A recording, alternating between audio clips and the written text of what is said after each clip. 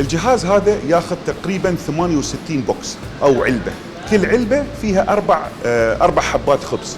طبعا في 3 انواع خبز الجهاز يقدر يعطيك، في خبز الصمون او الطويل، في الخبز العربي والشباتي. هلا بشكل عام احنا عم نعيش بوضع الاقتصاد شوي مش كثير، بتعرف التضخم اللي عم بيصير كمان، اوكي، وارتفاع اسعار الفائده بالذات. ففي كثير ناس يعني صراحه ما عاد رواتبهم قليله، وما عاد المعيشه يعني تسمح لهم انه كيف بدي اقول لك انهم يعني يتمصرفوا او انه يقدروا انه فعلا يامنوا قوت يومهم، اوكي. فهيك مبادرات بالعكس بتفيد كل الناس، كل سواء مقيم او مواطن.